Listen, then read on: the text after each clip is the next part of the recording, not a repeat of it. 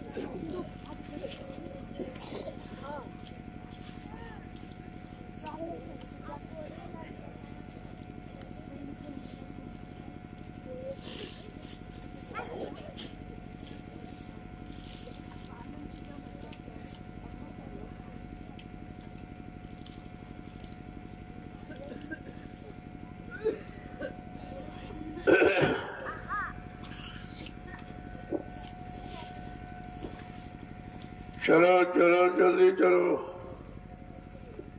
सत्संग का समय हो गया। सब लोग सामने आके बैठा करो, तब तुम्हारी समझ में आएगा सत्संग। ये संत महापुरुषों के वचन हैं जो इतने आसान नहीं है। सुनना तो बहुत सरल है, लेकिन मन को पकड़ना बहुत कठिन है। जब तक मन नहीं पकड़ेगा तब तक कुछ नहीं होने वाला है। जय गुरुदेव, जय गुरुदेव, जय गुरुदेव, जय गुरुदेव। नाम किसका? जय गुरुदेव। नाम किसका? जय गुरुदेव। नाम किसका? प्रभु का प्यारा नाम। समृद्ध दाता दयालु पूज्य स्वामी जी महाराज आज के इस प्रातःकालीन नैमिषारण्य की तपोभूमि पर लघु सत्संग में सम्मिलित होने वाले समस्त सत्संगी प्रेमी जनों, जीवों का बड़ा सौभाग्य होता है जब सत्संग में आने का मौका मिले, सत्संग को सुनने का, समझने का। ये सब भागशीलता का परिचय है। ऐसे भाग बहुत कम जीवों के बन पाते हैं। शरीर तो करोड़ों लोग पाए हुए हैं, लेकिन यह भाग्य किसी किसी का होता है। पुण्य पुंज बिन मिले न संता, संत बिना सूझे नहीं पंथा। बिना पुण्य कर्मों के संत महात्मा नहीं मिलते, और बगैर संत महात्माओं के मानव जीवन का मतलब असली राज समझ में नहीं आता है। ये तो जब संत महापुरुषों ने समझाया कि भाई ये मानव शरीर तुमको किराए पर मिला, ये तुम्हारा नहीं है, ये तो कुछ वर्षों के लिए आपको दे दिया गया कि इससे तुम अपनी जीवात्मा का कल्याण कर लो। जब जीवात्मा का कल्याण के लिए मिला तो हमें आपको इसी काम में लगाना चाहिए। लेकिन ये जानकारी पहले से तो थी नहीं। पहले के युगों में जो ऋषि मुनि, योगी योगेश्वर आए, तो उन्होंने पूजा पाठ की बात की है। शरीर को शुद्ध बनाए रखो, आगे जब कलयुग आएगा तो संत महापुरुषों को मतलब उन्हें जगाने में देर नहीं लगेगी। तो इस शरीर को पाक साफ निर्मल पवित्र बनाने के लिए पूजा पाठ, तीर्थ व्रत, हवन, जप तप, गंगा स्नान, तरह तरह के शुभ कर्मों से हमें आपको जोड़ा गया कि जब तुम्हारा तन और मन, इंद्रियां सब शुद्ध रहेंगे तो तुम आत्माओं को पहचान लोगे। तुम आत्माओं की पहचान सबको होती नहीं। इन आंखों से बहुत कम पहचान होती है। जब सत्संग सुनोगे तो महापुरुषों की दया मिल जाए तो थोड़ा बहुत हो सकता है कि आप समझ लो, वैसे बड़ा मुश्किल है, क्योंकि वो बहुत सीधे साधे, सीधी सादी बोली भाषा बोलते हैं समझाने के लिए, तो तब जीव समझते रहे कुछ नहीं है। तो हमारे जैसे हैं तो वहाँ इसी बोल ब्रह्म में समय निकल जाता है और जो काम करने का आपको मिला वो काम छूट जाता है। तो जब सत्संगों में आओगे तब तुम्हारी समझ में सब आ जाएगा कि मैं क्या करना है, क्या नहीं करना है, क्या देखना, क्या नहीं देखना है, किसको देखना, किसको नहीं देखना है, मतलब यानी क्या खाना, क्या नहीं खाना, ये सारी जानकारी तभी हो जाती है। जब जानकारी हो जाएगी तो धीरे धीरे आपकी समझ में सब आ जाएगा। जब समझ में आ जाएगा तभी वहीं से तुम अपना काम करना शुरू कर दोगे। जब तक समझ नहीं पैदा होगी तब तक तो आप कुछ कर ही नहीं सकते। तो महापुरुषों ने इस शरीर के लिए सब कुछ किया। वैसे शरीर के लिए तो सबने कहा, लेकिन उन्होंने केवल शरीर पाक साफ शुद्धता के लिए कहा। और महापुरुष आए तो कहना इसको तो पाक साफ रखना ही, क्योंकि इसमें परमात्मा की चेतन मूर्ति जीवात्मा बैठी है। जीवात्मा का तो ख्याल करो। भाई मंदिर की कोई नहीं पूजा करता। मंदिर चाहे तुम करोड़ों रुपए का बना दो, उसकी पूजा कोई नहीं करेगा। पूजा मूर्ति की होती है। इसलिए शरीर तो सबके पास है और मूर्ति जीवात्मा भी अंदर में, लेकिन किसने अपने जीवात्मा को जगा लिया, परमात्मा से मिला लिया, पूजा उसकी होती है। इसलिए ये सब जीवन हमारा आपका ऐसे व्यर्थ चला जाता है। हम समझ ही नहीं पाते। जिस काम के लिए मिला उस काम की जानकारी मिली नहीं तो ये तो रोज जा ही रहा। सुबह, दोपहर, शाम, आज और कल की गिनती में हमारा आपका जीवन ये जा रहा है। तुम इसको रोक नहीं सकते हो। अब ये है कि जानकारी मिल जाए तो काम बना सकते हो अपना। जैसे ट्रेन जा रही है तो ट्रेन को तो आप नहीं रोक सकते हो। अगर बैठ जाओ तो अपनी मंजिल पर पहुंच जाओगे। वो ये काम तुम्हारा कर देगी कि तुमको जहाँ तुम जाना चाहते हो वहाँ पहुँचा देगी। ठीक इसी तरह से ये रफ्तार है जीवन की। तो जीवन तो जा रहा, लेकिन जीवन को हम जा तो रहा तो इससे हम काम को कैसे ले लें। तो कहा जरा महापुरुषों के सत्संग वचनों को पहले सुनिए तो तुमको जानकारी होगी कि जीवन को हम किस तरह जिए, किस तरह निकालें, किस तरह अपना काम बनाएं। जीवन तो सभी जा रहा है, ना भी तो आप कुछ करो तभी जीवन जा रहा, वो तो खत्म ही हो रहा। लेकिन समझदारी कब पैदा होगी। तो महापुरुषों ने कहा कि भजन के बिना ये जीवन आपका बेकार है, आप कुछ नहीं कर सकते हो। अगर भजन कर लिया तो अच्छा है, मानो जीवन आपका ठीक हो, जिस काम के लिए मिला वो काम आपने कर लिया। लेकिन अगर समझ में नहीं आया तो कितने का, करोड़ों का बेकार जा रहा। किसी की समझ में नहीं आ रहा कि भजन क्या है, भजन क्या है, भजन का मतलब क्या है। क्योंकि यहाँ तो तीन युगों से तुमको पूजा पाठ सिखाया जा रहा, भजन तो किसी ने बताया नहीं। ये इसीलिए कहा कि गिरी बदरिया पाप की बरस रहे अंगार, संत नाते जगत में तो जर मरता संसार। अगर महापुरुषों का आना न हुआ होता तो ये सब जीवात्माएं जन्म मरण के चक्कर से कभी निकल नहीं सकती थी, कभी इनका छुटकारा नहीं होता। तो महापुरुषों के दो वचन सुन लीजिए आप। चलो जल्दी चलो, देखो देर मत किया करो। जो वचन छूट गया फिर आपको नहीं मिलेगा। यहाँ आए तो सोने खाने के लिए आए, अरे कुछ काम भी तो कर लो। जिसके लिए आए हो इतना समय आपको मिलता है सोने का, खाने का, सेवा का, तो इसीलिए कम से कम ये तो होश में रखा करो कि चलो जल्दी जाके सत्संग सुनेंगे, तो आपको अगर तलाश हो तो पहले आना चाहिए। आज मैं इसीलिए लेट आया, देखे भाई तुम्हारे फिर भी नहीं आ पाए लोग। 6:30 बजे का समय, मैं 7 बजे आया। आधा घंटा आपको समय दिया, तुम और लेट करते रहते हो, और समय दे दिया तुम 8 बजे आओगे। तो कहने का मतलब नहीं है, ये लापरवाही नहीं करनी है। नहीं आया आया न आने का मतलब क्या हुआ? दुनिया के लोग तो बेचारे बहे चले जा रहे हैं दुखों में, तकलीफों ने उनकी तो समझ में आया नहीं, क्योंकि उन्होंने सत्संग सुना नहीं है। और तुम रोज सत्संग सुनते हो और फिर भी नहीं समझ पाओगे तो ये बिल्कुल बेकार होगा। जरा तो वचन सुनिए आप। जय गुरुदेव। जीवन है बेकार भजन बिन दुनिया में। जीवन है बेकार भजन बिन दुनिया में। जीवन है बेकार भजन बिन दुनिया में। जीवन है बेकार भजन बिन दुनिया में। वो कहते हैं इस संसार में आए हो तो जीवन तुम्हारा बेकार जा रहा। और लोग यही नहीं जान पाए बेकार जा रहा कि नहीं जा रहा, तो उनको मालूम ही नहीं है कि मिला तो किस काम के लिए मिला। लेकिन महापुरुषों ने कहा तो बेकार जा रहा। भजन के लिए जीवात्मा मांग के ले आई थी, वो तो काम हो नहीं रहा है, क्यों? ये जीवात्मा मांग के लाई। क्यों उसने मांगा? उसने देखा कि मन कर्म तो कर रहा भगवों का, इससे मिल क्या रहा है?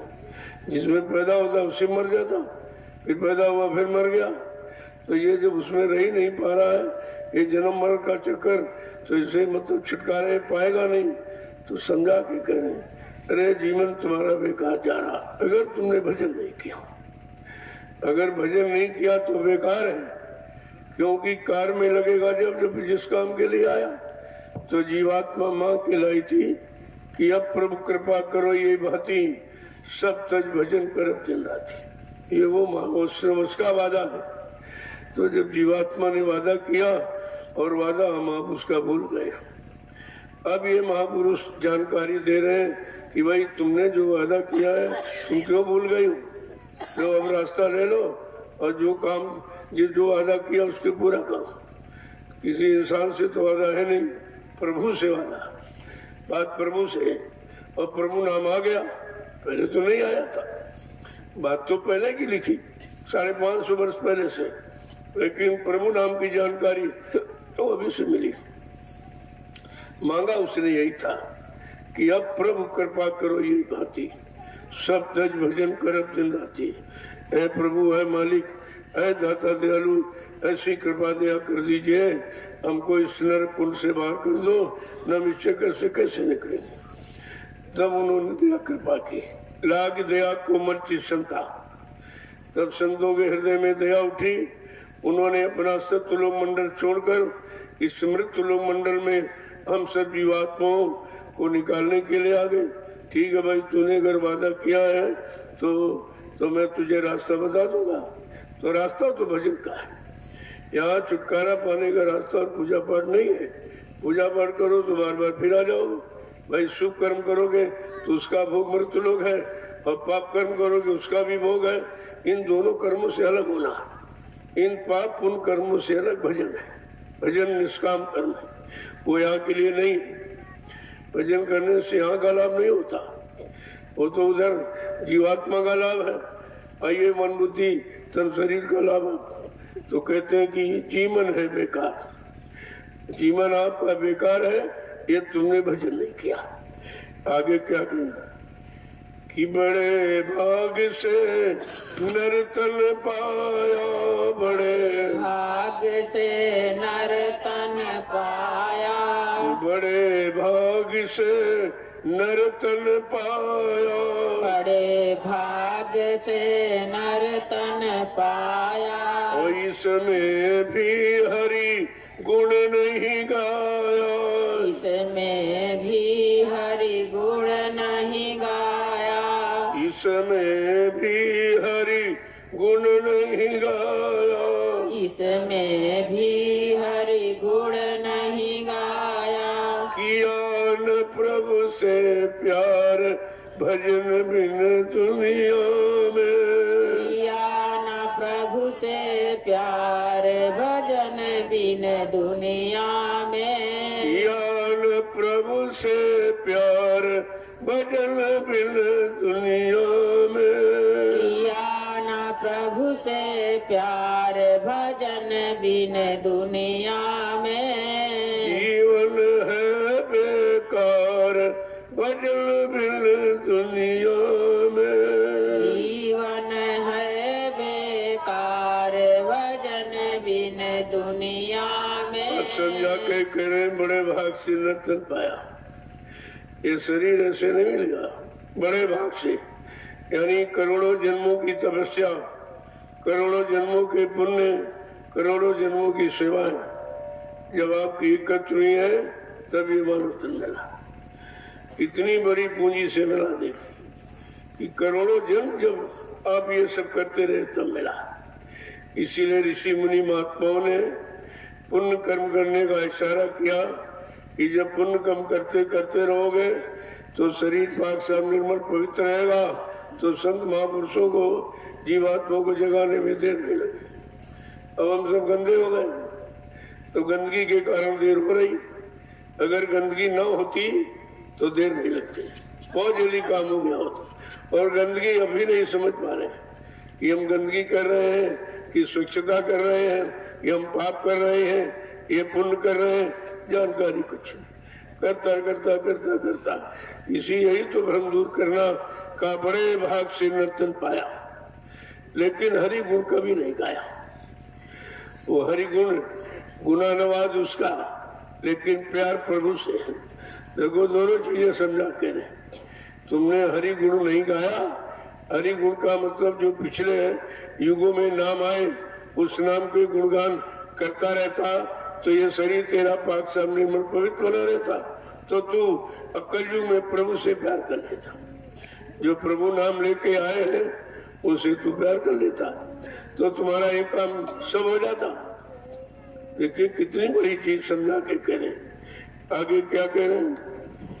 माया ने तुझको बहकाया, माया ने तुझको बहकाया, माया ने तुझको बहकाया, माया ने तुझको बहकाया।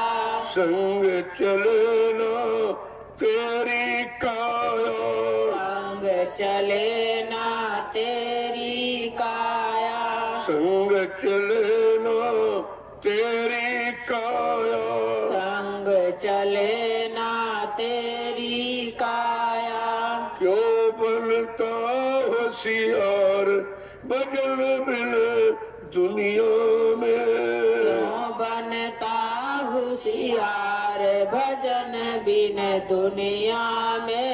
क्यों बनता होशियार भजन बिन दुनिया में, क्यों बनता होशियार भजन बिन दुनिया में। जीवन है बेकार भजन बिन दुनिया में, जीवन है बेकार भजन बिन दुनिया में।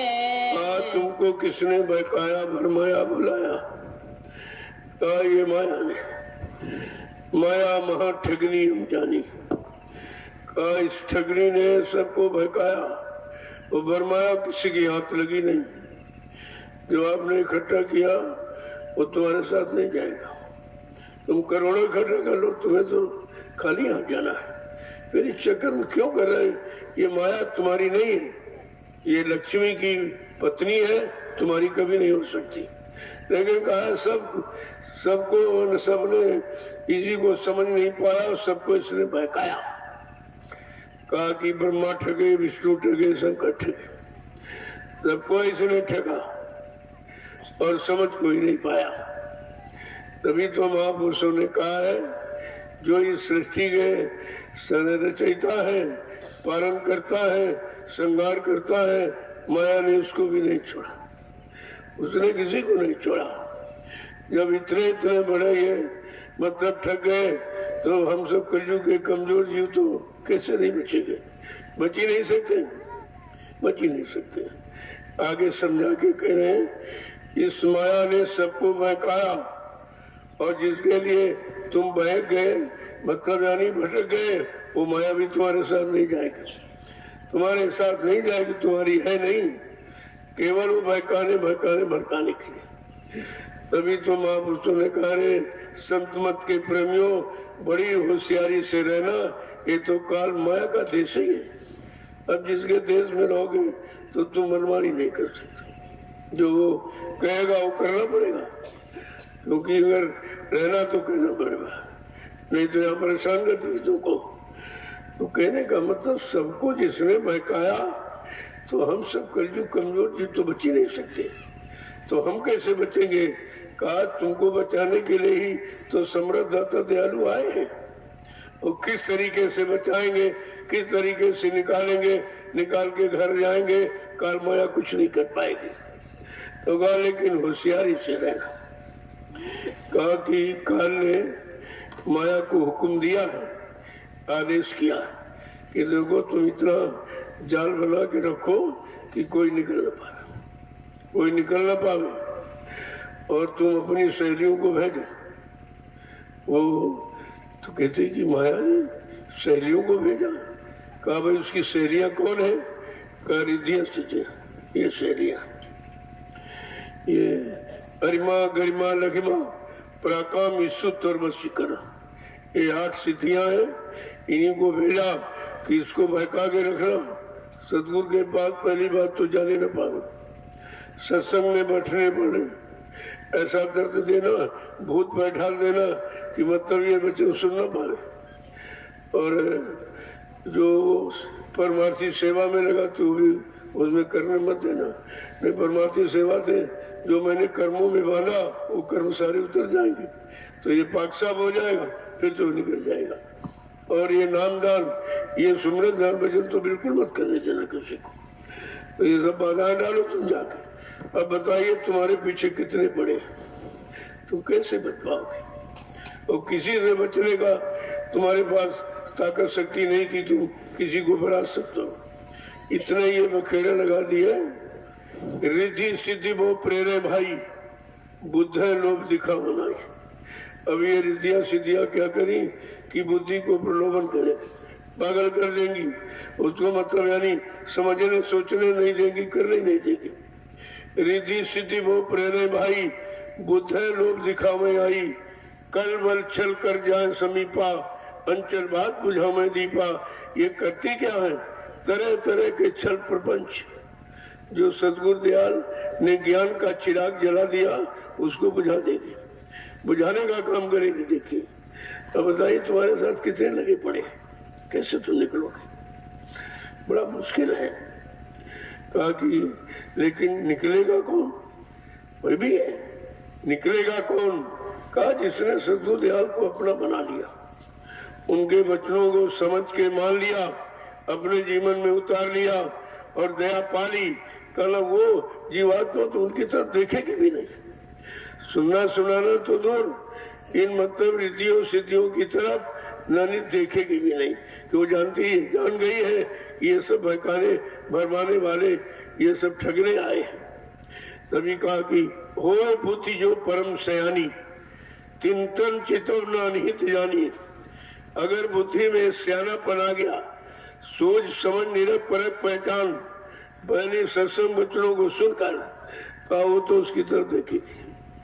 उस जीव का उद्धार होता है, वही जीव निकल पाता है जो सत्संग वचनों को सुनकर अपने में चेतना जागृति ज्ञान पैदा कर लेता। देखो कितनी है सब, और समझाने फंसाने वाले हैं ये संत, निकालने वाले आपको युक्ति बता रहे कि तुम इनकी तरफ देखो ही मत, ये समझकर कि हमारे हित की बात, हमारे भले की बात, हमारा कल्याण लाभ इनसे नहीं होगा, ये सब अटकाने भटकाने भरमाने वाले हैं, तो कहा उसकी तरफ देखती नहीं।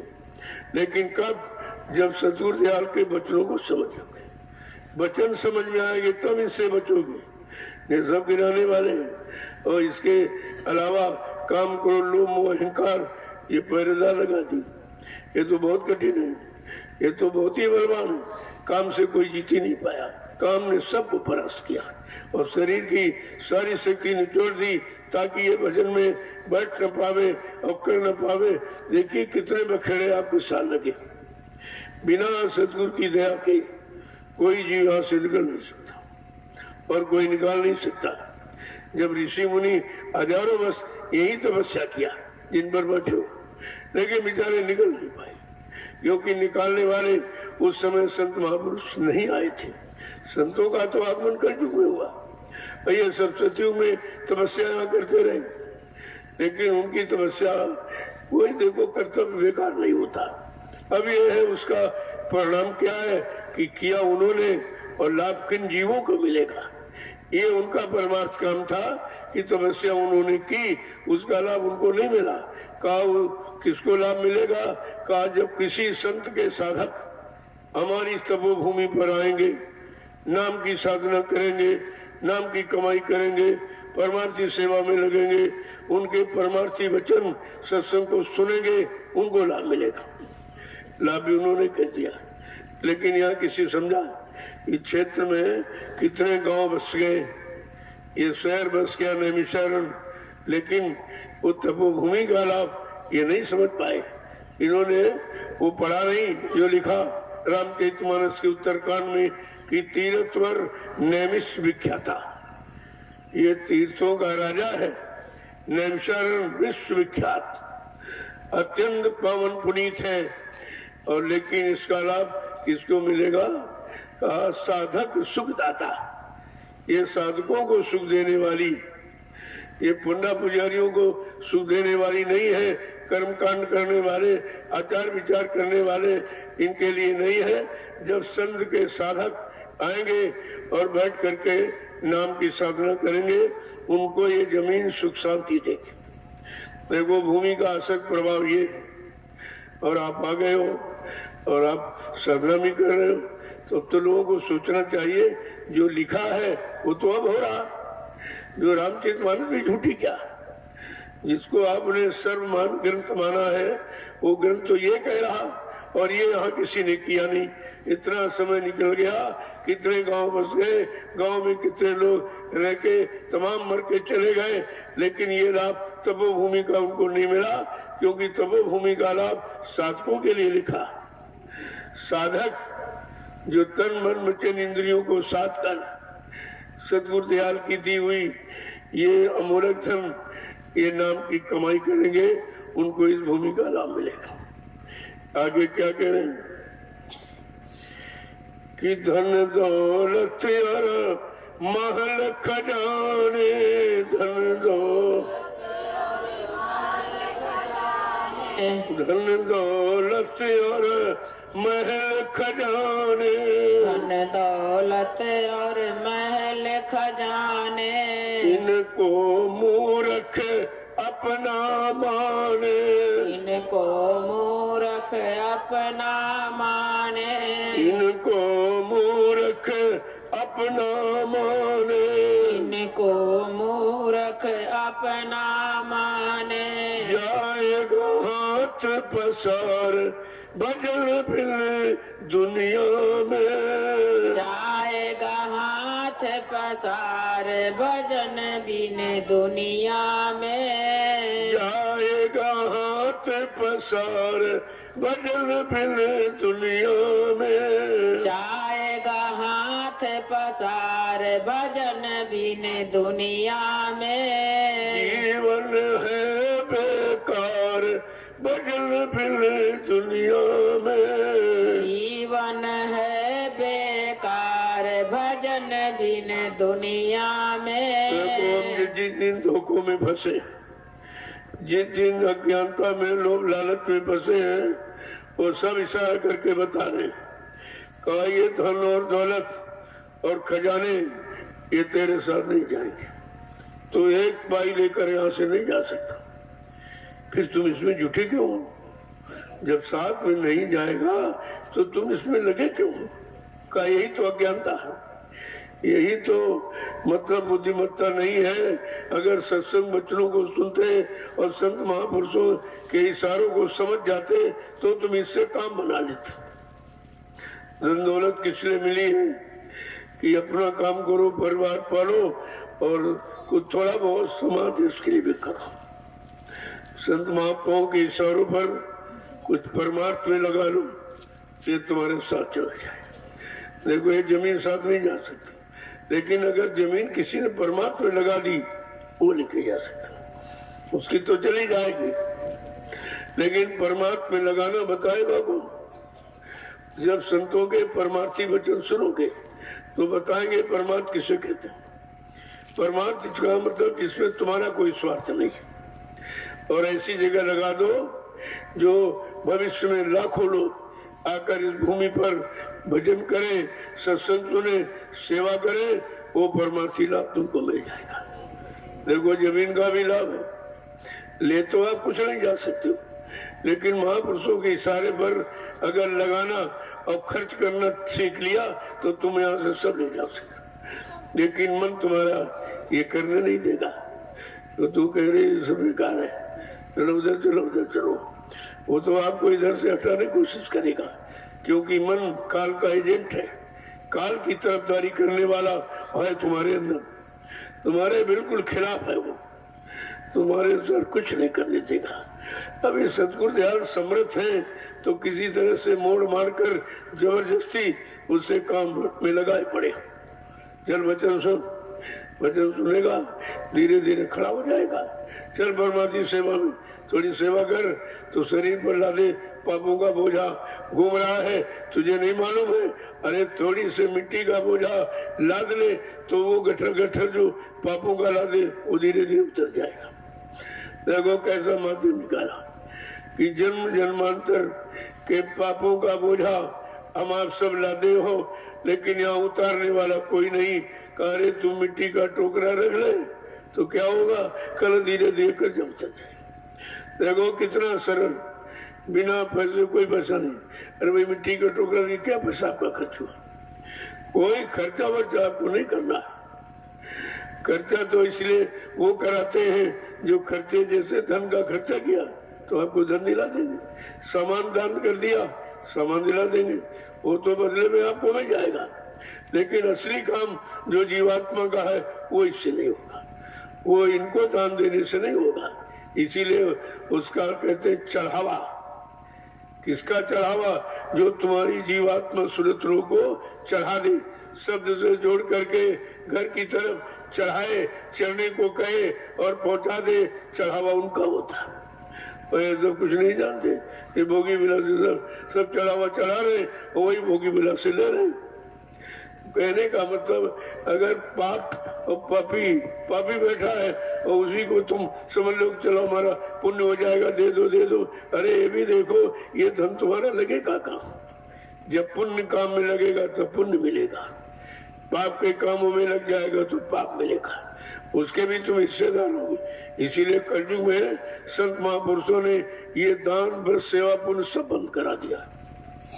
यही कलिकाल साधन दूजा, मन कर्म वचन गुरु पद पूजा, केवल इतना रखा, कुछ नहीं।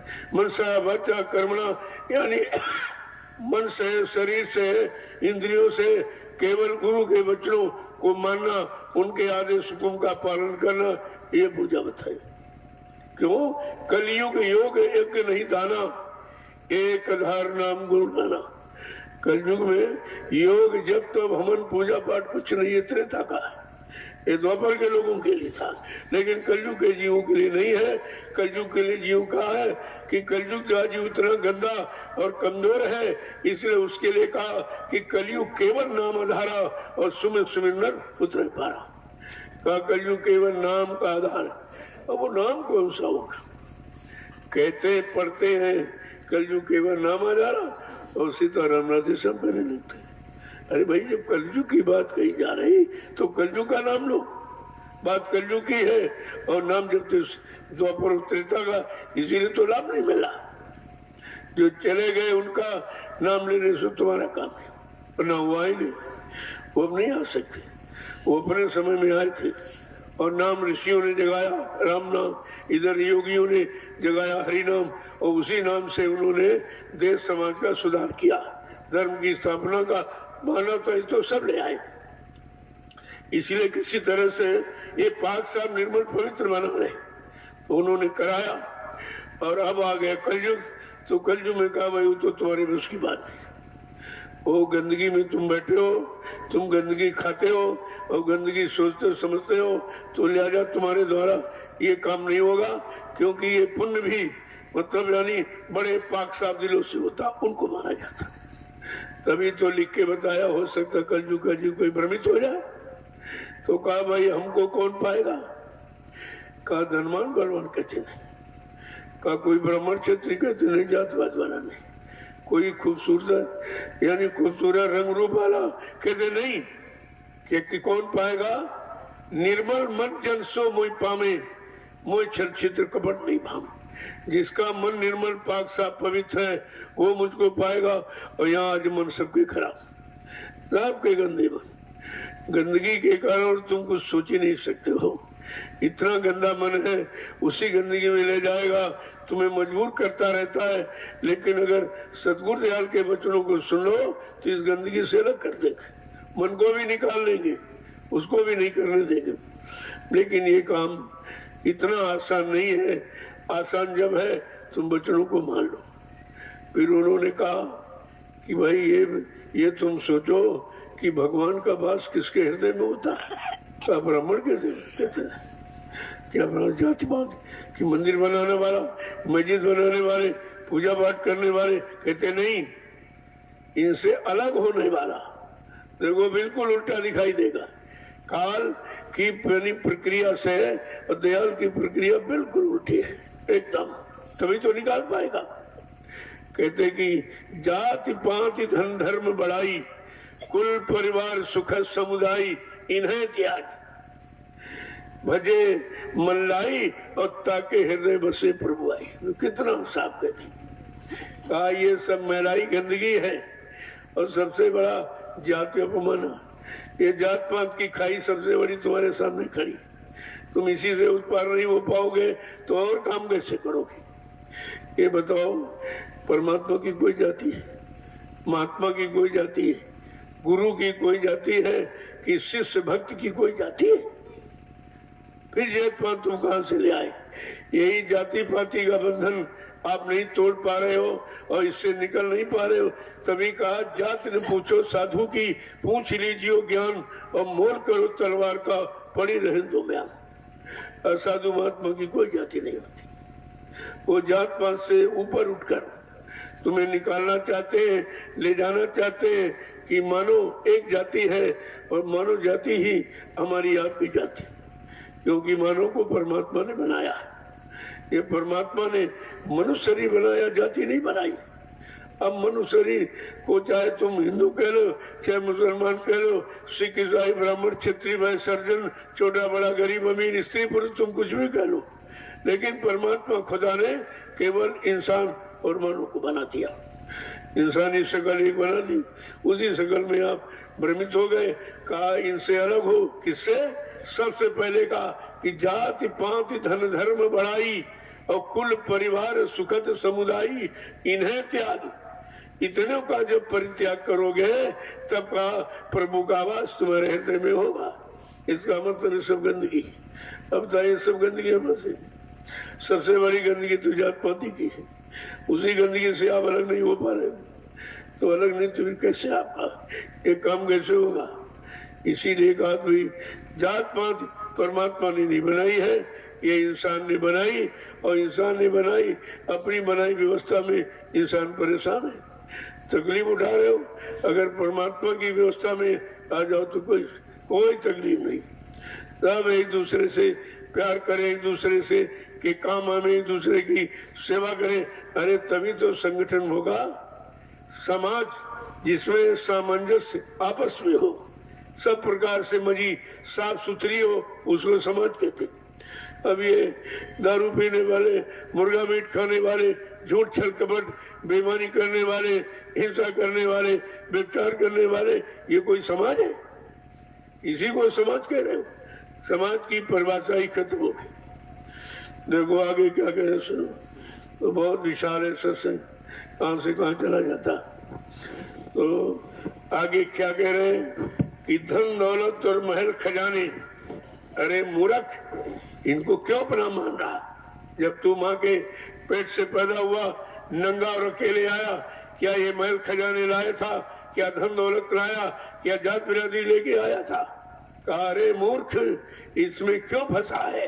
इसी झगड़े झंझट में फंसकर तेरा जीवन व्यर्थ में चला जाएगा, और जिस काम के लिए आया वो काम छूट जाएगा। कहते कि जाएगा हाथ पसार। अरे मूर्ख, जिनको तू अपना कह रहा कि धन और दौलत, मकान और दुकान, पद पत्नी, बाल बच्चे, ये रुपया पैसा, जमीन जायदाद का ये तेरी नहीं है, तू केवल खाली हाथ पसारता निकल जाएगा। आपने सिकंदर महान का नाम सुना होगा, बादशाह था यूनान का बादशाह था वो। तो वो एक बार भारत आया, किसी लिए? कहते भारत में भगवान लोग मानते हैं। भाई भगवान मानते, जरा हम भी देखे। कहा भारत में लोग बड़ी समानता में रहते हैं, अगर एक स्त्री के साथ विवाह हो गया वह जीवन उसे निकाल देती, चाहे अंधी हो जाए, चाहे बाद में लंगड़ी लूड़ी हो जाए, उसी के साथ जीवन निकालेंगे। कहा ऐसा देश है, और देशों में ऐसा नहीं है, बिल्कुल पशुवत जीवन है। मनुष्य हजारों स्त्रियां करता, स्त्रियां हजारों पति करती। वहां तो ये मतलब इस तरह का, वो इसीलिए कहा कि विश्व में जितने देश भारत को छोड़कर सब भोग भूमि है, वहां भोग के सिवा कुछ है ही नहीं। कोई भगवान, कोई खुदा, कोई अच्छा, कोई पाप, ये कुछ नहीं जानते ही नहीं। वो बस वही खाना कमाना और भोग विलास करना, इसके अलावा वो कोई शिक्षा नहीं। तो कहा कि ये तो सब, तो सिकंदर महान जब भारत आया तो वो महात्माओं के पास गया कि भाई यहाँ महात्मा है। तो कहा भाई महात्मा क्या बताते, क्या सिखाते, क्या करते? तो उन्होंने यही सब बता दिया कि भाई जीवन सब बेकार है, किराए भाड़े पर मिला है, इससे तू अपना काम बना ले। ये धन दौलत, ये मतलब यानी जमीन, ये शासन प्रशासन, ये राजा फता, मंत्री मंत्री, ये पद, और ये तेरे साथ कुछ नहीं जाएगा। तो उसने कहा उसकी इच्छा थी कि मैं विश्व का बादशाह बन जाऊं, उसके अंदर ये इच्छा थी कि मैं विश्व का बादशाह बन जाऊं। लेकिन महात्माओं ने कहा तू बन नहीं सकता, बिगड़ सकता है। जैसे तू बनना समझ रहा है वो बिगड़ना है। एक तुम इस शरीर को बादशाह मान रहा कि मैं विश्व का बादशाह हो जाऊंगा, और शरीर एक दिन मिट्टी में मिल जाएगा। ये बादशाह देखो मिट्टी में, ये बादशाह यानी लकड़ियों पर रखे जला के राख किया जा रहा, ये बादशाह है। लेकिन इतनी जल्दी महापुरुषों के वचन बड़ा समझना। तो उसने कहा अच्छा, जब वो उसका जीवन काल अंत समय आया, जब अंत समय आया तो मतलब यानी वारंट आ जाती, पहले वारंट को समझता है कि अब हम जाने वाले हैं। तो उसने बुलाया, कहा तुम ऐसा करो, जब मेरा जनाजा निकले, अर्थी कहा मेरा जनाजा निकले तो कफन तो लपेट देना, लेकिन मेरे हाथ खुले रखना। कहा ये क्यों? कहा मैं ये बताना चाहता हूँ, जो सिकंदर बादशाह विश्व का बादशाह बनने की इच्छा रखता था, देखो आज खाली हाथ जा रहा। ये बताने के लिए कि खाली हाथ जा रहा, यहाँ से तुम्हारे साथ कुछ नहीं जाएगा। जो तुम परमार्थ कर लोगे वो तुम्हारा है, और जितना स्वार्थ है ये तुम्हारा नहीं है। इतनी बात जब वो उसकी समझ में जब आई और यहाँ से चला, वो इच्छा पूरी नहीं हुई, तो सोचा कि बात तो महात्मा बिल्कुल सत्य कहते हैं। अब इनकी सत्यता को हम लोगों के लिए प्रमाण कैसे प्रस्तुत करें? कहा जब मेरी अर्थी निकले तो कफन डाल दे, लेकिन हाथ मेरे खुले रखना, और ऐसे ऐसे करके रखना। फिर भाई ये क्यों, ऐसा तो किसी के साथ नहीं किया जाता। कहना नहीं, मैं ये बताना चाहता हूँ कि संत महापुरुष जो कहते हैं बिल्कुल कट सत्य, यूनिवर्सल ट्रुथ है वो। अकाट शब्द कोई नहीं काट सकता। कहा मैं ये बताना चाहता हूँ कि संतों के वचन और संतों की सोच बिल्कुल ठीक है।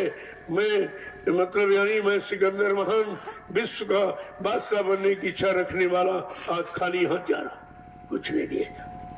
तब कहते हैं अरे मूर्ख, ये धन और दौलत और जमीन जायदाद जिनको तूने अपना माना है ये तेरे नहीं है। एक दिन तू खाली हाथ पसार के हाथ चला जाएगा। आगे क्या कह रहे हैं? क्या लेकर तू आया जग में, तू आया जग में, क्या लेकर तू आया जग में, क्या लेकर तू आया जग में, क्या लेकर तू जाएगा संग में, क्या लेकर के तू जाएगा संग में, क्या लेकर तू जाएगा संग में, क्या लेकर तू जाएगा संग में, रे मती मंदी गवार भजन बिन दुनिया में, रे मत मंद गमार भजन बिन दुनिया में, रे मती मंद गवार भजन बिन दुनिया में, रे मत मंद गंवार भजन बिन दुनिया में, जीवन है बेकार भजन बिन दुनिया में, जीवन है बेकार भजन बिन दुनिया में। तो वो संत महापुरुष एक एक बात को कैसे समझाते? ये घटना तुम्हारे साथ घटित है और सबके साथ हो रही।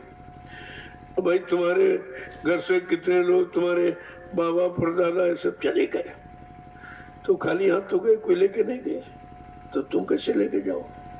जब यहाँ का विधान नहीं है, यहाँ कुछ लेके नहीं जाओगे, अगर कुछ कर लो वो तुम्हारे साथ जाएगा। कहा करनी वो भी संत महापुरुषों के इशारे पर, वो परमार्थ में तुम्हारा सब कुछ लगा देंगे, चाहे जमीन हो, चाहे धन हो, चाहे दौलत हो, या मतलब और कोई सामान हो, सब तुम्हारा परमार्थ में लगा देंगे। ये तुम्हारे साथ जाएगा, क्योंकि जो परमार्थ में लग जाएगा वो तुम्हारी निजी संपत्ति नहीं रहेगी, उससे करोड़ों लोग लाभ उठाएंगे। इसको परमार्थ कहते हैं। तो कितना समझाते, तू लेके कुछ आया नहीं।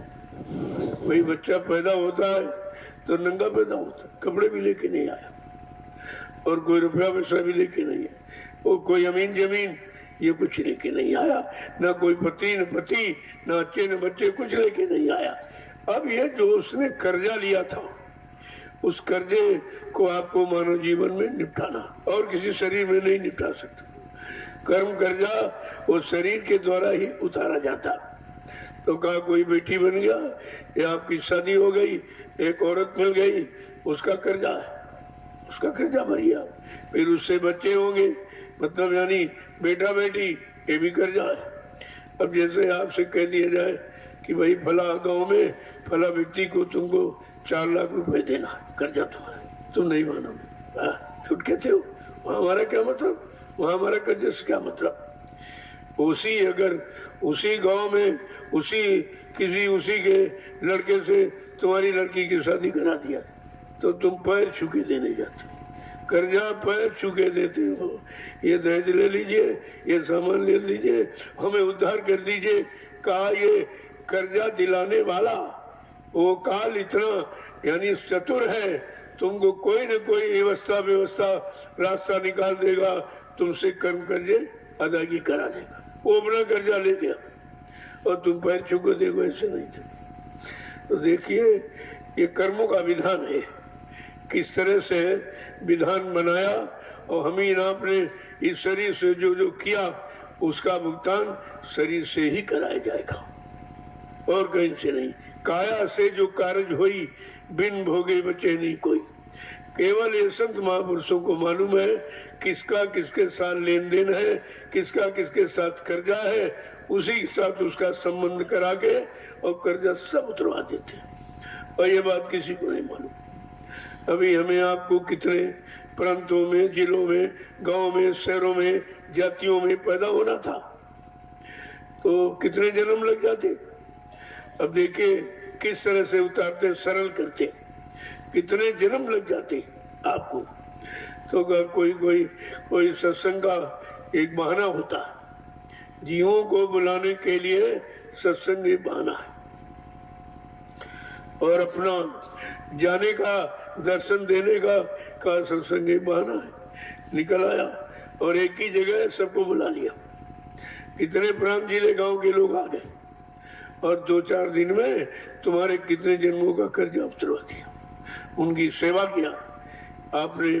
जो मतलब धन दिया है, धन से व्यवस्था बनाई गई, उसी व्यवस्था में रह रहे, ये धन संबंधी कर्जा उतर रहा। आपने अन्न का दान किया और भंडारे में रोटी बना दी गई और जितने आए और सबको खिलाई गई। ये क्या है? कर्म कर्जा उतारने का तरीका। कैसे उतारते? और फिर आदेश दे दिया, चलो भाई सेवा करो, ये सेवा करो। तो आपने वो किया, वो भी कर्म कर्जे उतारने का एक तरीका है कि जो तुम सेवा करोगे उस सेवा से कोई इमारत बन गई, कोई स्थान बन गया, तो मतलब यानी चलो जमीन ही बनी रही और उसी में अनाज पैदा हुआ, वो भंडारे में गया और जितने लोग आए उनको भोजन खिला दिया गया, आपका इससे उतर गया। ये जमीन के द्वारा भी कर्जा आप नहीं उतार सकते। तुम्हारे पास लाखों बीघे जमीन हो लेकिन तुम कर्म कर्जा नहीं उतार सकते।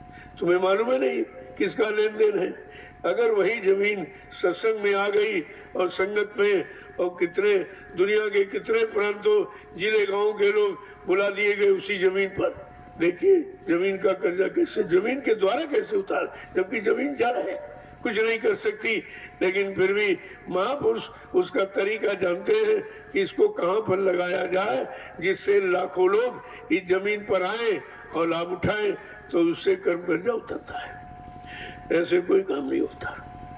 आगे समझा के क्या कह रहे हैं, क्या कह रहे हैं कि जब यमदूत लेने को आवे, जब यमदूत लेने को आवे, जब यमदूत लेने को आवे, जब यमदूत लेने को आवे, रो रो करके तू चिल्लावे, रो रो करके तू चिल्लावे, रो रो करके तू चिल्लावे, रो रो करके तू चिल्लावे, बड़े करारी मार भजन बिन दुनिया में, बड़े करारी मार भजन बिन दुनिया में, करे करारी मार भजन बिन दुनिया में, बड़े करारी मार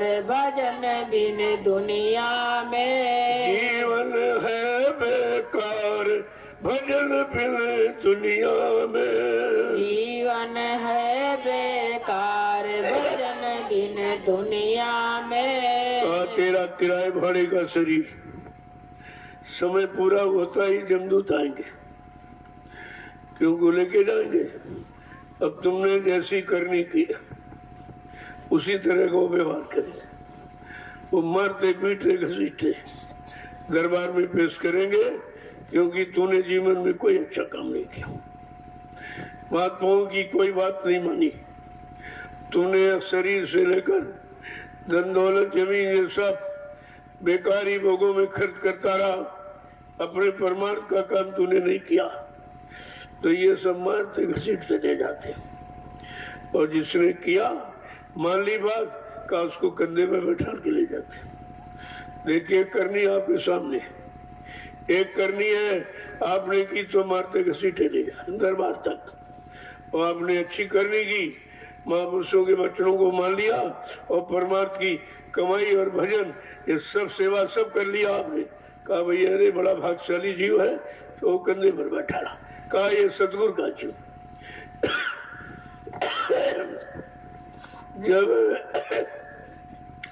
जब जमदूत लेके जाते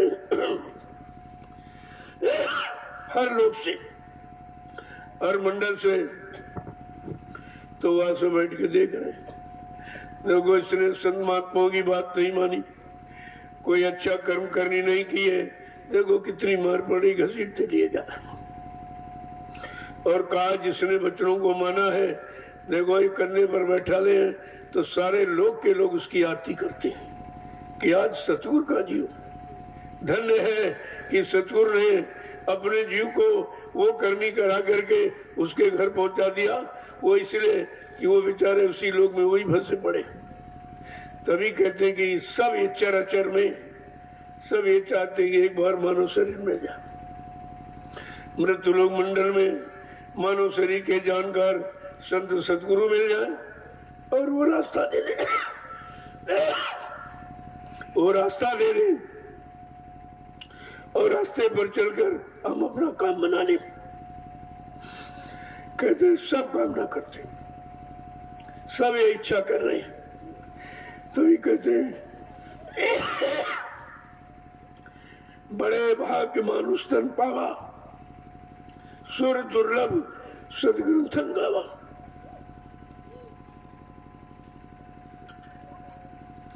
बड़े भाग्य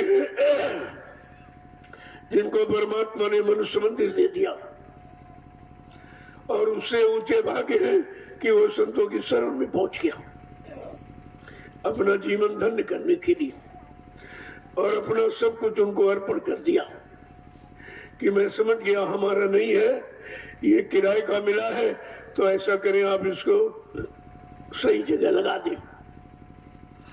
तो सही जगह लगाने पर कहना कितना बड़ा लाभ है। कहना उस जीव को जब दमदूत तो सबको ले जाएंगे, लेकिन जो खोटी करनी बुरी कर्मी करता है उसको घसीटते ले जा रहे, और जो अच्छी करनी कर रहा परमात्मा धन और जमीन और अपना शरीर सब लगा दिया, कहा उसको कंधे पे बैठा के ले जा। तो सारे लोग के जो मंडलाधीश है उसकी आरती करते हैं कि आज सतगुरु का जीव अपने घर जा रहा।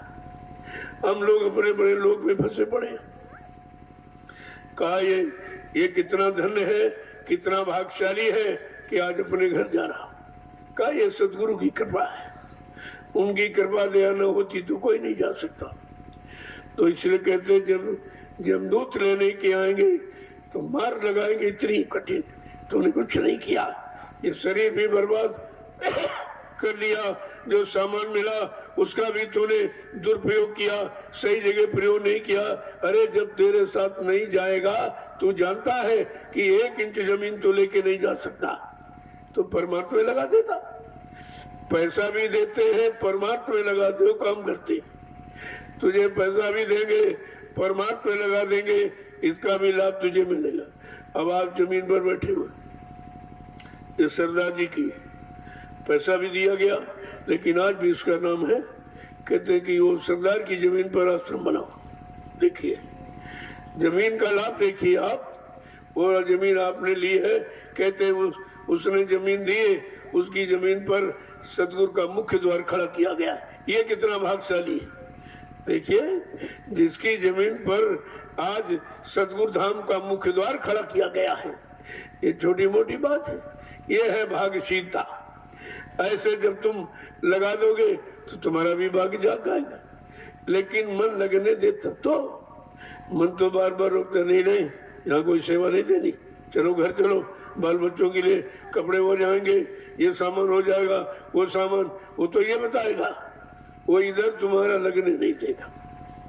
लेकिन अगर सत्संग बच्चों को सुनते सुनते कोई ज्ञान कोई ध्यान आपको आ गया कि नहीं नहीं भाई जमदूत आएंगे घसीटते ले जाएंगे, अगर खोटी करनी करेंगे इसका हम प्रयोग सही जगह नहीं करेंगे तो बहुत मार लगाएगा, तो सत्संग वचन फिर उसको जगाते हैं, होश में ले आते हैं, ये ज्ञान कराते हैं कि हमको करना क्या है, हमें शरीर कहाँ, तन कहाँ लगाना, मन कहाँ लगाना, धन कहाँ लगाना, जमीन कहाँ लगानी, मतलब ये सब जानकारी देते हैं और ये लगा करके आपका परमात्मा बना देते। लेके तो आप ऐसे भी कुछ नहीं जाओगे, लेकिन लगाने का तरीका कौन बताएगा, ये भी तो आपको सोचना चाहिए।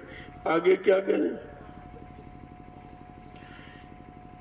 कि जय गुरुदेव शरण में आओ, जय गुरुदेव शरण में आओ, जय गुरुदेव की शरण में आओ, जय गुरुदेव की शरण में आओ, मानो जीवन सफल बनाओ, मानो जीवन सफल बनाओ, अपना जीवन सफल बनाओ, अपना जीवन सफल बनाओ, तब होगा उद्धार भजन बिन दुनिया में, तब होगा उद्धार भजन बिन दुनिया में, तब होगा उद्धार भजन बिन दुनिया में, तब होगा उद्धार भजन बिन दुनिया में, जीवन है बेकार भजन बिन दुनिया में, जीवन है बेकार भजन बिन दुनिया में। आज जब सदगुरु की शरण में आओगे तब तुम्हारा जीवन धन्य हो जाएगा, क्योंकि वो तुम्हारे शरीर को, तुम्हारे मन को, तुम्हारे धन को, सामान जमीन को सब अच्छी जगह लगा देंगे। ले तो तुम कुछ नहीं जा सकते हो, लेकिन लगा सकते अच्छी जगह। जब पता चल गया कुछ नहीं जाएगा तो चलो वो अच्छी जगह लगा दे, तो बहुत बड़ी बात है। तो बहुत अच्छी बात है कि जो हमारे साथ नहीं जाएगा, हमारे काम नहीं आएगा, चलो ये अच्छी जगह लगा दे तो उसका लाभ तो हमको मिलेगा। लेकिन तुम्हारा मन समझने देगा तब तो वो तैयार नहीं होगा, क्योंकि वो घसीटेगा उधर की तरफ, क्योंकि उसको भोग में रह के बार बार आना जाना है। और तुम यहाँ निकलने की बात बता रहे, वो जाना नहीं चाहता। तो कहते हैं कि समझा बुझाकर वो बच्चों की मार लगाते और धीरे धीरे धीरे धीरे सेवा से मांजते धोते रहते हैं, सारे कर्मों की गंदगी उतार देते हैं, तब इधर से उधर ले जाते। ऐसे कोई नहीं जा सकता। जय गुरुदेव, जय गुरुदेव, जय गुरुदेव, जय गुरुदेव, जय गुरुदेव, जय गुरुदेव। जय गुरुदेव नाम किसका, प्रभु का, जय गुरुदेव नाम किसका, प्रभु का, जय गुरुदेव नाम किसका, प्रभु का, प्रभु का प्यारा नाम। जय गुरुदेव। जरा खड़े हो जाइए। तो देखो अब आपको किसी ने खड़ा होना। आज ये संकेत इशारा हुआ है कि हमको भजन के लिए, हमको परमार्थी सेवा के लिए, ताकि हमारा शरीर मन धन तन सब जितना है ये सब परमार्थ में लग जाए। क्योंकि हमें यहाँ से खाली यहाँ जाना, लेने के लेके कोई जाने नहीं देगा। फट से वो तलाशी देगा कि रक्षा मन कहाँ लिए जा रहा, ये साल तू तो नंगा पैदा था, अकेला आया, ये तेरा सामान कहाँ हो गया, इसको रख यहाँ। अभी मार लगाएगा अलग से। अगर समझ आ जाए और बचनों से जानकारी हो जाए तो फट से अपना काम बनाने में लग जाना चाहिए। यही बुद्धिमानी है आपको। जय गुरुदेव, जय गुरुदेव, गुरुदेव, जय गुरुदेव, जय गुरुदेव। जय गुरुदेव नाम किसका, प्रभु का, जय गुरुदेव नाम किसका, प्रभु का, प्रभु का प्यारा नाम। जय गुरुदेव। जोर से बोले, जय गुरुदेव, सब मिल बोले, जय गुरुदेव, बोलना होगा अभी से बोले। दुख दर्द हरेंगे, सब कष्ट हरेंगे, सुख शांति भी देंगे, सबके दाता, सबके मालिक। प्रेम से बोलो, ये नाम नहीं इंसान का, ये काम नहीं इंसान का। तो वो जितना ये बताया गया है, ये काम इंसान की बस का नहीं। जो इंसानी शकल में वो समृद्ध दाता दयालु सबका भगवान आता है, वो ये काम कराएगा। कैसे कराएगा? जगाए, पहले नाम को जगाएगा, क्योंकि आधार यहाँ नाम ही रहा। बिना नाम के किसी ने कोई काम नहीं किया। तो पहले नाम को जगाएंगे, फिर सिद्ध करेंगे, फिर उस नाम को का प्रचार कराएंगे, यानी जानकारी सबके कान तक पहुंचाएंगे। सारी जीवात्माओं को इसी नाम से जगाएंगे, फिर नाम का बेड़ा भवसागर में लगाकर इन जीवात्माओं को उनके घर पहुंचाएंगे। ये काम जगाए नाम के द्वारा होता और किसी नाम से नहीं होता। तो तुम्हें तो सब कुछ मिल गया, जगाया नाम मिल गया, जगाने वाला मिला, और उसने सब रास्ते वो आपको उपाय सब बता दिए। देखिए कितना सरल कर दिया, जो कितने युगों से जटिल था। बड़े बड़े राजे बादशाह आज भी नरकों में पड़े, जमराज की जूतियां की मार खा रहे, क्योंकि उन्होंने किया नहीं, कुछ नहीं किया। पहले तपस्या अपने जीवन में किया, फिर दोबारा जन्म राजा क्या हो गया, फिर भोग किया, तो फिर नरकों में चला गया। तब से राज से नरका, इसमें नहीं कुछ फर्क है, इसमें फर्क नहीं है। तपस्या करोगे तो राजा धनीमानी बन जाओगे, और धनीमानी राजा बनोगे तो भोगों में फंस जाओगे, और भोग में फंस गए तो नरकों में चले जाओगे। इसलिए संत महापुरुष तुम्हें सब तरफ से इशारा करके सब कुछ बताते चिताते हैं, तुम्हें फंसने नहीं देते। निकालने के लिए कोई न कोई तरीका, कोई न कोई आधार बना देते, ऐसे जीवों को निकाला जाता है। जय गुरुदेव, जय गुरुदेव, जय गुरुदेव, जय गुरुदेव। नाम किसका? प्रभु का प्यारा नाम। अब लोग अपनी अपनी सेवा में जो कोई न कोई सेवा छोटी मोटी मिल जाए तो समझो बस हमारे भाग में यही था, हमारा इसी से काम हो।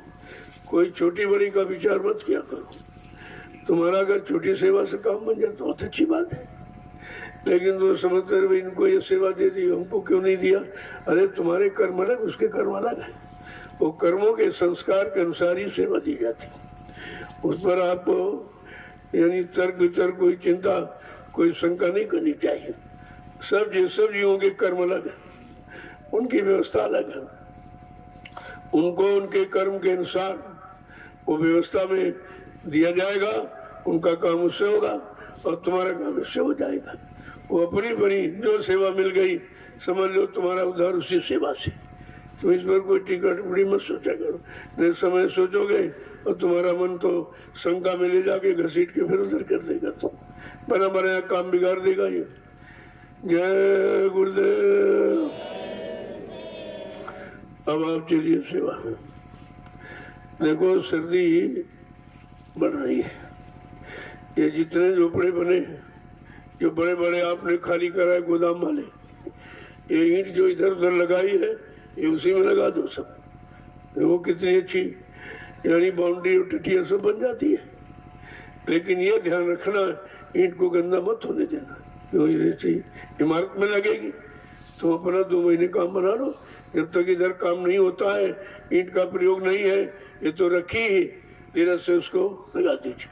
अब ये नहीं बता दिया तो वो जिम्मेदार लोग हैं, ये सब राजमिस्त्री हैं, कोई काम न हो तो ये काम आप करिए, और ये किसी को देंगे नहीं आप, नहीं तो वो सब इसी में कहीं नहाने धोने में कहीं लगा कहीं फेंक देगा। ऐसा नहीं, केवल ये आपकी सुरक्षा सर्दी की हो जाए लगा दीजिए आप। लगी तो वहीं तो लगी पड़ी, तो खड़ी वहीं पर है, लेकिन ये बुद्धि में तुम्हारे नहीं आया। अरे खड़ी किया तो जरा इधर से लगाते तो आड़ हो जाएगी, हवा नहीं जाएगी, तुम्हारे 2 काम हो जाए, ईंट सुरक्षित और तुम सर्दी से बच जाओगे। बात को समझा करो, लेकिन किसी को देना नहीं है, नहीं उठा कर कहीं नहाने धोने में कहीं उधर फेंक दे, उधर ये सब बेकार हो जाएगा। ये देख तुम इसमें गंदगी नहीं फैलाओगे। अगर ये टाटी लग जाए, ये नहीं तो रात में उसी में थूकने लगे आप, ये सब ये कुछ नहीं होगा। ईंट को साफ सुथरा रखिए, इसलिए नहीं किया जा रहा, तुम्हारी सुरक्षा के लिए, और तुम सुरक्षा को समझते हो चलो हमको मिल गई चाहे कुछ करें, ऐसा नहीं होगा। वो सब आप इसमें लगा दीजिए। ये जो बड़े बड़े हाल, क्योंकि लोग आएंगे तो ठहरेंगे उसमें, तो सर्दी का बचाव हो जाएगा। तो ईंट तो वैसे भी लगी, बजाय इस जगह से उस जगह में लग जाएगी। तो ये सब देख रेख में रखिए। ऐसा नहीं कोई चीज अब वो तुम दे दोगे कहीं लगा लो तो वो थोड़े पर हिसाब से कहीं वहाँ लेटर में बिछा देगा, सब गंदी कर देगा, उसमें लगा देगा। ऐसा नहीं, जिम्मेदारों को जिम्मेदारी दी जा रही, ये व्यवस्था सब इस तरह कर दीजिए। ईंट तो तुम्हारी यहाँ लगी है, जगह तो घेरी है मैदान में, बजाय मैदान की वहाँ लगा दीजिए आप, क्योंकि 2 महीने तो लगा हुआ भी इधर ही लग जाएगा। उधर ईंट का काम अंदर तो तुम लगाओगे, पहले पिलर चलाओगे, जब पूरी छत पड़ जाएगी तो बाद में उसको यानी पार्टीशन के लिए तो ईंट की जरूरत पड़ेगी, तब तो ऐसे सुरक्षित रखो इसको। तो अगर सुरक्षित रख सको तो, वरना ये लगी रहे तो, क्योंकि जिसको दे दे वो खराब कर देगा। देना वेना किसी को नहीं, सब उठा के कोई चूल्हा बनाएगा, कोई के तो हम तो मिल ही गई है, हम चाहो कुछ करें नहीं। वो सीट को तुम्हारी सुरक्षा के लिए लगाया जा रहा, क्योंकि वो पाक साफ रहेगी तभी तो लगेगी वहां। तो अगर ये व्यवस्था आप कर सके तो, ऐसे नहीं। जय गुरुदेव, जय गुरुदेव। अब ये आपका सब्जी फार्म है, इसमें देखिए कोई इधर उधर मिट्टी बराबर देखते रहो, क्योंकि यहाँ बालू है, बहुत जल्दी मिट्टी गिर जाती है, पौधा खुल जाएगा तो आलू खराब हो जाएगा।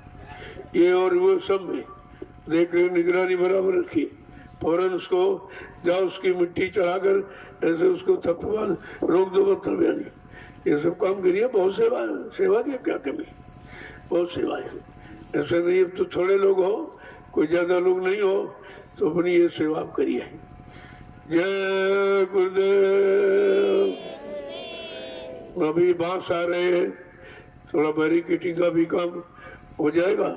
मैं सोचता हूँ कि अगर ये राजमिस्त्री ये पोल बना दे खम्बे, तो फट से गाड़ करके तुम्हारा तार लगवा दिया जाए, वो हमेशा के लिए मुस्तकिल यानी बैरिकेटिंग हो जाए तो अच्छा रहेगा। और ये बात जो खाली हो जाएंगे उसको एक जगह सुरक्षित रखो, कहीं और काम आ जाएंगे। कोई जमीन मिल जाएगी तो वहाँ आपके काम आ जाएंगे। ये सब ये ध्यान में रखा करो, कोई चीज बेकार नहीं होती, सब काम आपके आएगी। आपके काम आने वाली चीज को आप सुरक्षित नहीं रखोगे तो नुकसान हो जाएगा तुम्हारा। तुम ये कहने सोचते कि हमारी चीज है, हमारी चीज है, हमको अपने काम में ले आना है, तो मतलब यानी काम भी उससे कर ले और वस्तु को सुरक्षित रखें, ये तो तुम्हारी, तब तो हम समझेंगे तुम अपनी मानते हो। जय गुरुदेव। देखो जो लोग बाहर गए हैं वो टोलियां तैयार करते, टोली लेके आएंगे। वो टोली का अगर दिन में काम, रात्रि तो बहुत काम, रात्रि सुरक्षा में तो सबका काम है। वो तो बहुत जरूरी है कि कुछ लोगों की ड्यूटी इन फसलों की रखवाली में लगा दी जाएगी, क्योंकि रात में कोई जानवर, आलू खाने वाले बहुत जानवर हैं, ये देख रेख के लिए रात में बड़ी ड्यूटी सख्त करनी पड़ेगी, तब आप फसल सुरक्षित रख पाएंगे। तो उसके लिए भी हो जाएगा। और फिर देखा जाएगा कुछ जरूरत की चीज तो आपको बता दी जाएगी, तो उसमें आप लग जाओगे। सेवा कोई ना कोई रखी जाएगी, मालिक की दया से कहीं कोई जमीन मिल गई तो वहाँ शुरू हो जाएगी सेवा, वहाँ मिट्टी डालना बराबर करना ये भी आपका शुरू हो जाएगा। जय गुरुदेव। अब आप चलिए, सब लोग चलो, पूछ लो जिम्मेदारों से, भाई सेवा क्या है। कोई नहीं सेवा तो ये तो सेवा बनी बनाई, इसमें आप धीरज से मतलब यानी जो लोग जानते हो, ये सब नहीं सब उसको खराब कर दोगे आप। जो जानकार है कि मतलब यानी आलू की मेड़ पर मिट्टी कैसे चढ़ाई जाती है, उसको कैसे दाबा जाता है, वो जानकार लोग तो इसमें आएंगे। वो उधर कोई काम है कि नहीं है, उधर निर्माण कार्य में जब वो सेटिंग लग जाएगी तो जाल आल बिछाना ये सब लोग काम शुरू हो जाएंगे। फिर उसके बाद जब छत पड़ेगी तो सबकी जरूरत पड़ेगी। सबसे बड़ा काम जो होगा, कोई और सेवाएं बनेगी चलो श्याम, कोई छोटी मोटी सेवा कोई सेवा नहीं। वो उधर देखो उनके खेत में ईंट पड़ी तो उठा ली वहां से, हाँ सब उठ गए। कहीं कोई चीज पड़ी है किसी ने प्रयोग में दे दिया तो अच्छी बात, खेत वाले ने मिट्टी भी दिया और आपने उसका प्रयोग, ये जमीन का प्रयोग किया है, तो फट से अपना ईंट जो सामान पड़ा है उसको एक किनारे उसी मेड़ी पर चाहे लगा दो, जो ये रास्ते का जो मेड़ है उसी पर आप लगा दीजिए, वो भी काम हो जाएगा।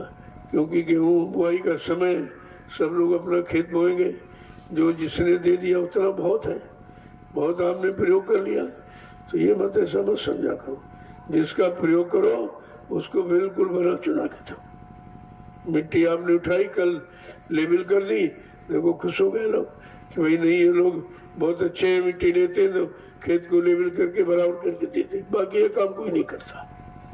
सबको ये पता चल गया है कि जहाँ से मिट्टी लेते आप कोई चीज तो उसको जो करते हो बराबर एकदम लेवल करके दे देते कि भाई आपने दिया है ठीक है, अब आप अपनी खेती करिए बनवानी, आप उसमें बो दीजिए। अगर वो कहीं उठाते हो कि मतलब गले पर हम देंगे इस पर, कहते भाई हम ही को दे दीजिए, उतना आप ले लीजिए, तो ये सब जरूरी है। एक अगर 4-6 महीने के लिए मिल जाएगा, पता नहीं कौन सा काम अचानक पड़ जाए, अचानक कोई कार्यक्रम लग जाए, तो उसके लिए तो मतलब यानी जमीन चाहिए। अभी आपके लिए सत्संग करने के लिए कहीं जमीन नहीं है, तो मालिक की दया हो जाए तो कहीं ना कहीं व्यवस्था बन जाएगी। जय गुरुदेव। दूसरी बात, सब लोग अपने अपने जिलों में ब्लॉकों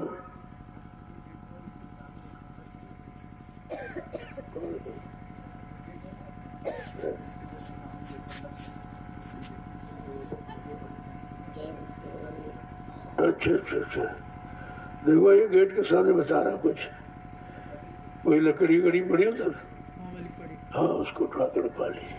देखो लकड़ी की बहुत जरूरत है, तुमको भोजन के लिए तो चाहिए रोज, लेकिन अब सर्दी रात में सेवादार उनको तापने के लिए चाहिए, लकड़ी की बहुत है। इसलिए हमने कह दिया भाई हर आदमी 1 कुंटल अपनी लकड़ी दे। तो कहते भाई भंडारे में रोटी तो आप खाते हो, तो व्यवस्था कौन करे, कोई दूसरा करेगा। तो उसमें 1 कुंटल पर व्यक्ति के लिए रख दिया गया। तो लकड़ी तो नहीं ला सकता, अपनी सेवा दे देगा, उसी सेवा से लकड़ी खरीद ली जाएगी। कोई बड़ा सा बगीचा देखा जाए पूरा पूरा खरीद लो, और उसमें नीचे वाला और ऊपर वाला काट पीट के तुम्हारे जलाने काम आ जाएगा, और बीच वाला जो है वो बिक्री कर देना, तुम्हारे पैसे निकल आएंगे, फिर उस पैसे से फिर ये रोटेशन बना लो। इस तरीके से लकड़ी की कमी नहीं होगी और आपको दोबारा सेवा भी नहीं लेनी पड़ेगी, उसी सेवा से काम होता रहेगा। थोड़ा तरीका बदल दो, तरीका सीख जाओ तो कहीं कोई कमी नहीं। पहली बात तो कोई निकलता नहीं, अपने भी सेवा देने के लिए है कि हमारी कुछ लग जाए, हम तो नहीं जा पा रहे, तो आप जाइए उसकी सेवा ले लो, बेचारों का लग जाएगा, उनका भी उनको लाभ मिल जाए। उद्देश्य ये रखो कि सबको लाभ मिले। तो सब अगर इस तरीके से पूरे देश में आप शुरू कर दो तो वैसे क्या कमी, इतना हो जाएगा तुम खर्च नहीं कर पाओ, और सबका लग जाए ये भावना रखो कि गरीब अमीर मतलब सबका लग जाए और सबको इससे लाभ मिले। पहले तो लोगों ने कहा नहीं कोई संख्या, हमने कहा नहीं संख्या नहीं, ये मैं नहीं काम करता, संख्या भंख्या बताना मेरा काम नहीं है। जैसे पहले लोग कहते 3 अंक 4 अंक की सेवा दो, ये संकल्प वो समझने का, ये काम नहीं करता। स्वेच्छा से, सेवा भाव से, और ये लकड़ी का तो सबको जरूरत, सब लोग भंडारे में भोजन करोगे, क्या बड़ी लकड़ी के भोजन बन जाएगा? वो तो आप जरूरत समझते, उसमें कहने की क्या जरूरत। अब उसका धीरे से सबके लिए बंटवारा कर दिया जाए कि भाई हर व्यक्ति 1 कुंटल लकड़ी देगा। अब लकड़ी अगर है तुम्हारे यहाँ तो लकड़ी ले आओ, पूरे ब्लॉक के लोग उसको इकट्ठा कर लो, और वाहन वहां न हो तो यहाँ से ले जाओ, औलाद करके ले आओ, इकट्ठी करो। लकड़ी सब वहीं जमा करोगे तो साइड में, अपने आँख के सामने इधर उधर नहीं। तुम जानते नहीं जो लकड़ी अच्छी होती है, यहाँ सब तरह के लोग आते हैं, वो तुरंत उठा के धीरे से ले जाते हैं। भंडारा तो इसीलिए लाते हो कि भंडारे के बहाने से हम कोई लकड़ी रख लेंगे जो जा नहीं पाएंगे, तो नहीं, जब भंडारे आवे तो एक टोली निगरानी रखेगी उनकी कि इतना सामान तुम ले आए हो, तुमने खर्च किया नहीं किया, जो बचा वो भंडारे में दे दीजिए। और तो उसकी तुरंत तलाशी करो कि आश्रम का सामान तो नहीं लिया जा रहा कुछ। सब तरह के लोग यहाँ थे, उनको सेवा से मतलब नहीं है, उनको स्वार्थ से मतलब कि भंडारे का बहाना है, इधर उधर पीछे लगा दे, वहाँ कोई खाने नहीं जाएगा और जो हम लेके आए सब बच जाएगा और बाद में ये बेच लेते। इसलिए सेवा उनको दो जो यहाँ लाए और समय से लगे। ये भी निगरानी आप रखिए, कितने भंडारे आते हैं, हर भंडारे वाला कितना अनाज ले आया, कितना सामान ले आया, उसकी एक लिस्ट बना लीजिए और जब यहाँ से जाए तो फौरन देख लो कि सामान खर्च किया कि नहीं किया, ये ले जाने के लिए आया था क्या। अरे प्रेमियों ने तुमको खर्च करने के लिए दिया है तो ये काम तुम क्यों नहीं करते। हाँ, थोड़ा बहुत रख लो कि आगे कोई अचानक कार्यक्रम बन जाए तो तुम कहाँ से लाओ, वो भी देख रेख में होगा। यहाँ भंडारे वाले वापिस कितना लेके गए, कितना चावल ले गए, कितना मतलब यानी गेहूं ले गए, दाल ले गए, ये सब लिख लीजिए आप। ये सब व्यवस्था बिल्कुल फिट रहेगी, क्योंकि ये सब देखा जा रहा कि खराब होने की आदत बहुत पुरानी है। ऐसे खराब होते रहोगे तो परमार्थ कब कमाओगे। यहाँ आने का मतलब क्या है, आश्रम में आए हो, आश्रम यानी अपना श्रम करो, अपने श्रम गाड़ी कमाई का खर्च करो तो तुमको लाभ मिलेगा। आश्रम की परिभाषा यही है, उस बात को समझते नहीं है सब। तो ये सब है, इस समय लकड़ी का अभियान है कि भाई सब लोग, क्योंकि उसकी जरूरत है। अब यहाँ तुम तो घर में बैठे हो, अगर तुम्हारी एक कुंडल लकड़ी आ गई तो भंडारे में लग गई। आपने प्रयोग नहीं किया, लेकिन जितने लोगों ने प्रयोग किया उसका लाभ आपको मिलेगा।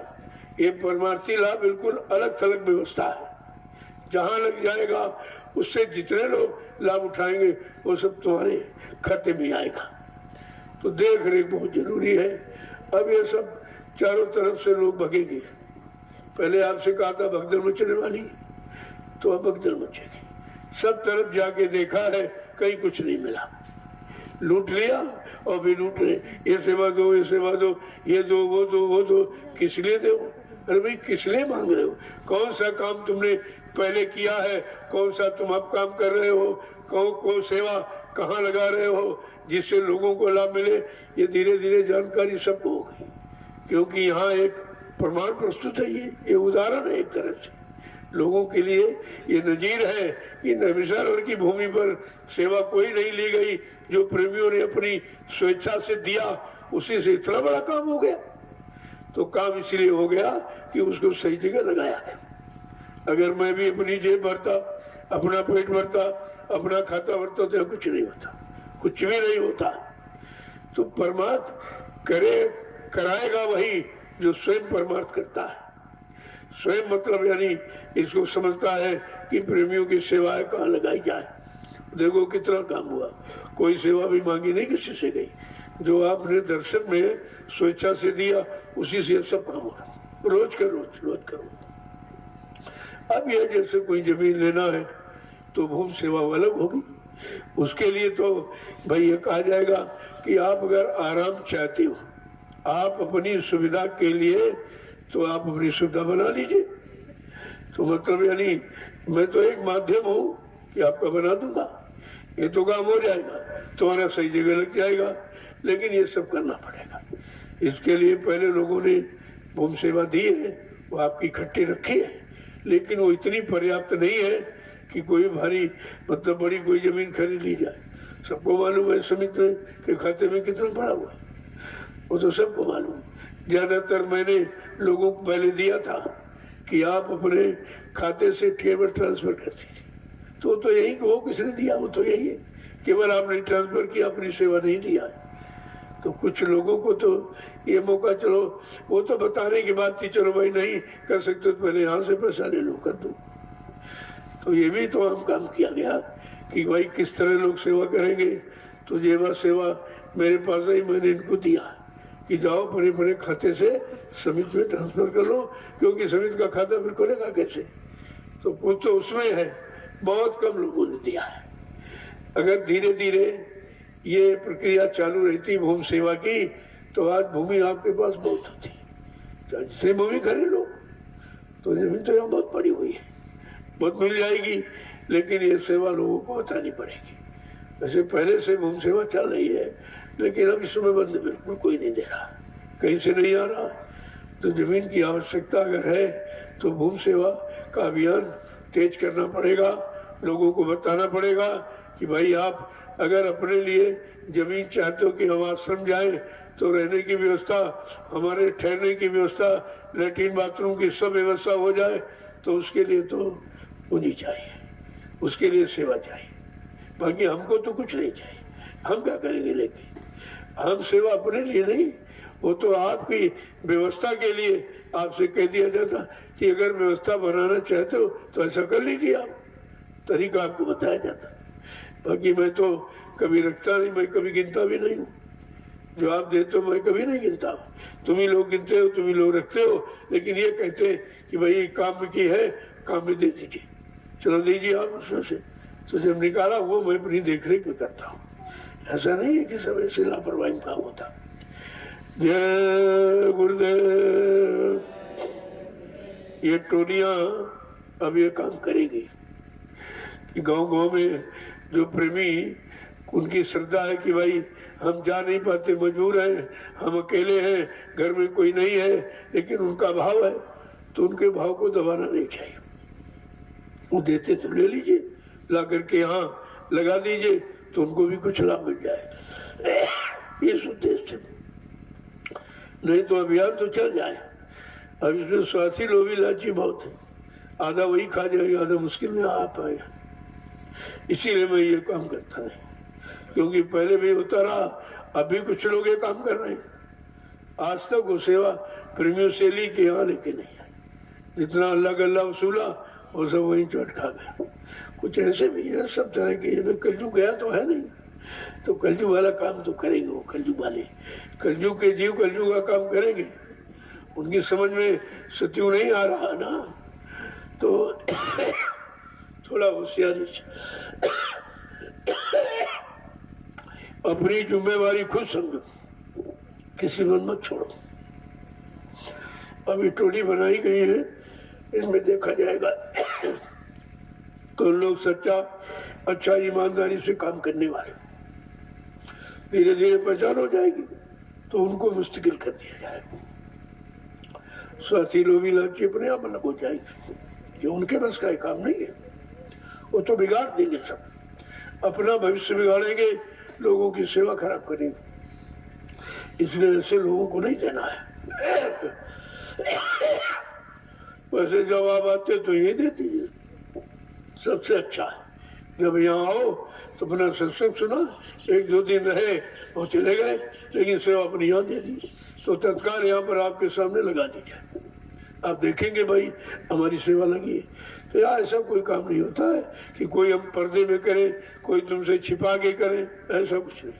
जो है सब सामने, तभी इतनी जल्दी हो भी गया। और आप भी सब लोग ऐसा भाव रखो कि अगर अपना न दे सको और तुमको किसी ने दे दिया, तो उसको उसकी सेवा रोकने की कोशिश मत करो, नहीं तुमको डबल अपराध लग जाएगा। एक तो तुम सेवा करते नहीं हो, जो देते हैं उनको यहाँ तक पहुँचाते नहीं हो, तो ये डबल अपराध मत करो। इसकी बहुत बड़ी सजा है। मैं बराबर ये संकेत इशारा करता रहता हूँ। पहले भी यही हुआ है, ये करते करते सब अपने आप अलग हो गए। भगाना नहीं पड़ा, ऊपरी करने से खुद ही अलग हो जाते हैं। यहाँ भगाने का तो काम ही नहीं है, लेकिन तुम ऐसा कर्म करोगे तो खुद ही संगत से अलग हो जाओगे। फिर तुम संगत में कभी मुंह दिखाने का भी नहीं हो, सब जान जाएंगे तुम।